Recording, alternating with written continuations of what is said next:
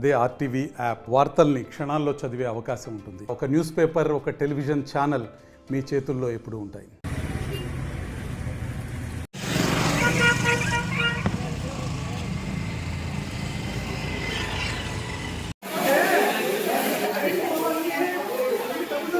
లేదండి, అవునండి,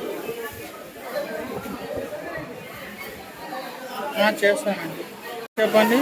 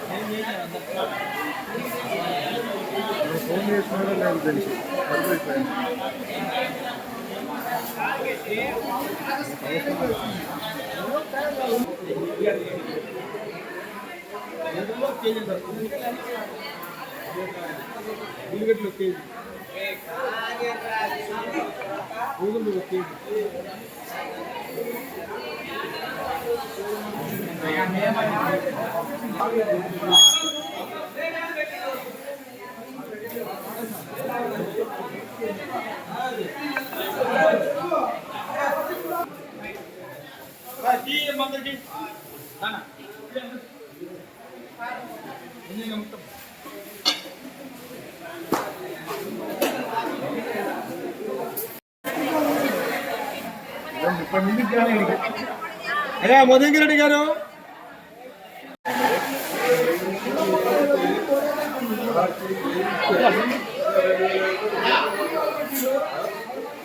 కావాలండి వస్తాయి. ఆడ కనపడుతుంది ఒక్కడన్నా బాగుందా ఏమైంది?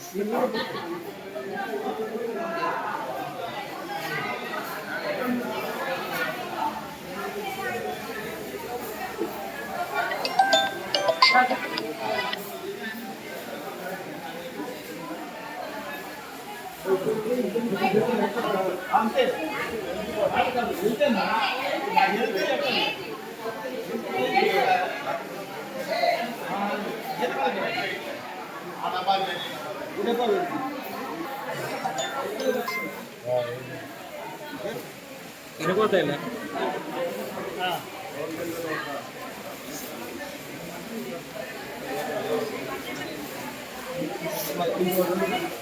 లో ఉన్నటువంటి తెలుగుదేశం పార్టీ నాయకులు కార్యకర్తల సహకారంతో బుడమేరు బాధితులకు సుమారు 3,500 ప్యాకెట్లను రెడీ చేస్తూ ఉన్నాం.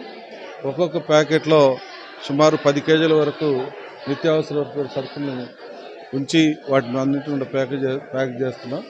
సుమారు వీటి విలువ దగ్గర 35 లక్షల రూపాయల వరకు ఉంది. మొత్తం ఎంత ఖర్చులతో కలిపి అంతా కూడా 40 లక్షల రూపాయల వరకు ఈరోజు మా నియోజకవర్గం తరఫున ఖర్చు పెడతా ఉన్నాం.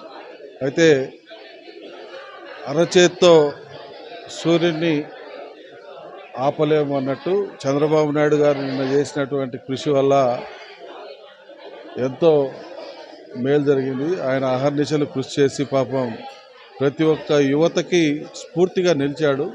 75 సంవత్సరాల వయసులో కూడా ఈ రకంగా పనిచేయాలి, కష్టపడాలి, లేదంటే పేదలకు కష్టాల్లో ఉన్నటువంటి వారికి అండదండలుగా నిలబడాలి అని చెప్పి ఆయన ఇచ్చినటువంటి స్ఫూర్తితో ఈరోజు ప్రతి ఒక్కళ్ళు కూడా పనిచేస్తూ ఉన్నారు.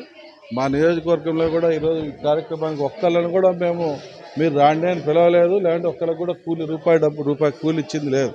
ఎవరికి వాళ్ళు స్వచ్ఛందంగా వచ్చి మేము కూడా వాటిల్లో పాలు పంచుకుంటాం, మేము కూడా వచ్చి ఆ పుణ్యంలో మేము భాగస్వాములు అవుతామని చెప్పి ఎవరికి వాళ్ళు మహిళలు, యువత అలాగే పార్టీ కార్యకర్తలు అందరూ కూడా వచ్చి పాల్గొని స్వచ్ఛందంగా చేస్తూ ఉన్నారు.